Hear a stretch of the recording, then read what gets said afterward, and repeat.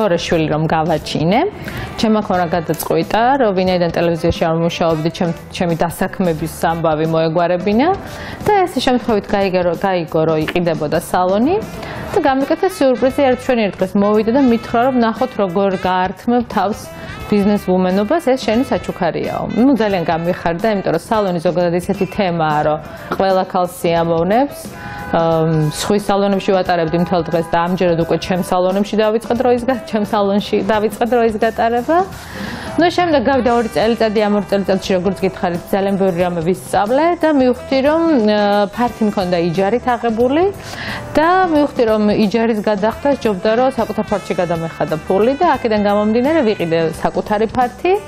ეხლა სარემონტო სამუშაოები მიმდინარეობს და იმ წელიწადს უკვე საერთოდ სრულიად ჩემ სალონში შევხვდები, ჩემ ფართში და ძალიან ლამაზ გარემოში. ყველაზე მეტად გამიჭირდა ფულთან ურთიერთობა, იმიტომ რომ ჩემთვის ფულთან ურთიერთობა ზოგადად მარტო ხარჯვასთან ასოცირდება და არა შეგროვებასთან.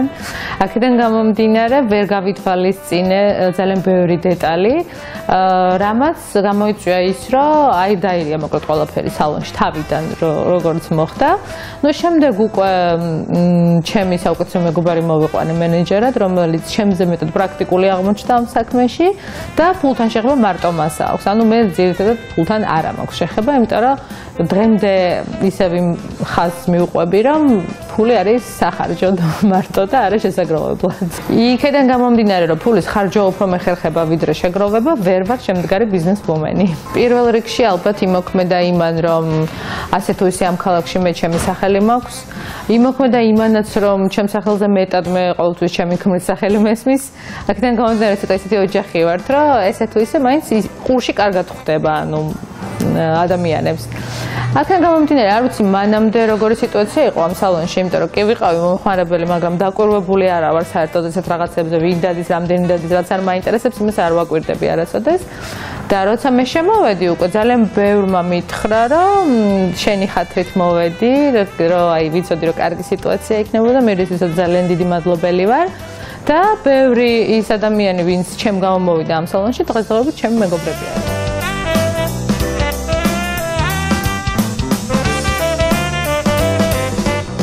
ჩემს ქმარს ზოგადად თავის ბიზნესები აქვს და საერთოდ არ არის ჩემ ბიზნესში, მითხრა რომ გამოგივა, არ გამოგივა, არც ეგ არ არის პრობლემაო და დიდად ჩარეული და ჩახედული ამ ბიზნესში ნამდვილად არ არის. ანუ არ არის დაინტერესებული ზოგადად. მე ვფიქრობ, რომ ბევრად კარგი ტელეწამყვანი ვარ, ვიდრე ბიზნესვუმენი, იმიტომ რომ ზოგადად მგონია, რომ როცა ხარ ერთ სფეროში, უნდა იყო ამ სფეროში და პროფესიონალი უნდა იყოს შენს ამბავში და არ უნდა მიედმოედო ყველაფერს.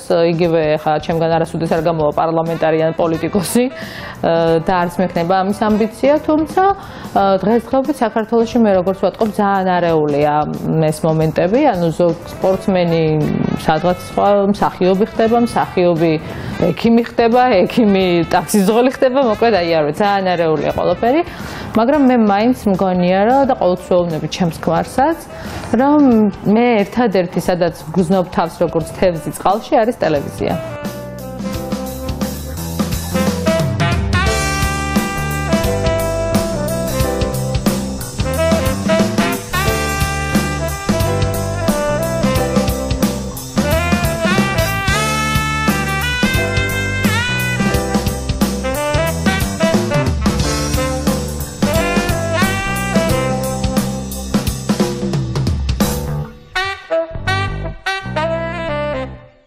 ეს უფრო გამოდის ჩემი და ჩემი შვილების ბიზნესიც არ ვქვია ამას.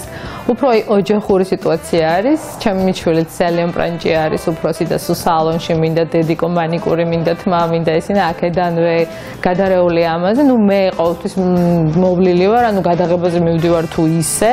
ყოველთვის ფორმაში ვარ, ისედაც ხშირად ვსტუმრობდი სალონებს, მაგრამ ეხლა როცა საკუთარი გა გინდა არ გინდა მუდმივად ფორმაში ხარ.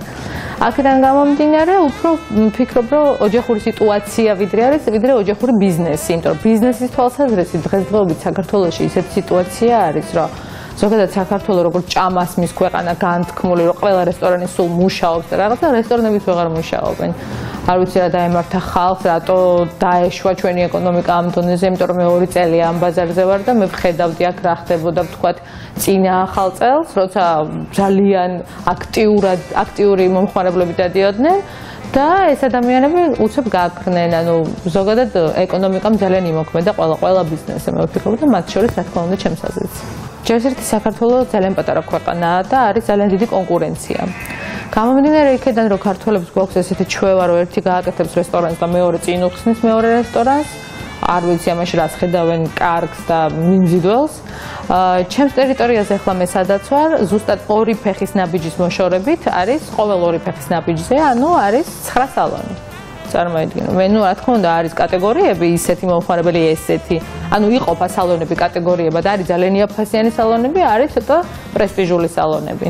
თუმცა ამას არ აქვს მნიშვნელობა. 9 სალონია, წარმოიდგინე, მარტო ამ ხაზზე გელაპარაკობ, ქალაქში რამდენი სალონია, მაგაზე საერთოდ აღარ ვლაპარაკობ, თუმცა რაც შეეხება კონკურენციას, მე ვფიქრობ, რომ კონკურენტები ზოგადად არიან მაინც ისეთი ქსელები, რომლებიც წლებია უკვე არსებობენ და ჩემზე ბევრად კარგად ერკვევიან ამ ბიზნესში და ინარჩუნებენ თავის სახელს და იმიჯს.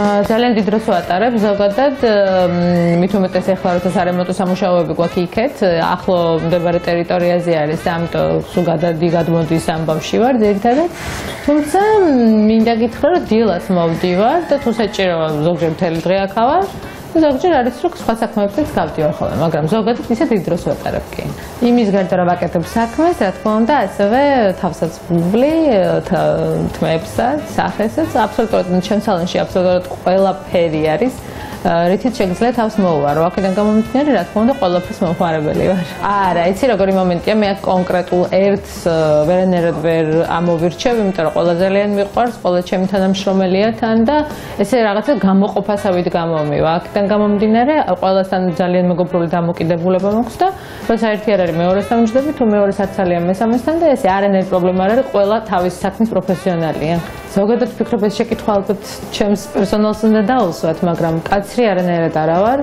პირიქით მე მგონია რომ ძალიან მეგობრული ვარ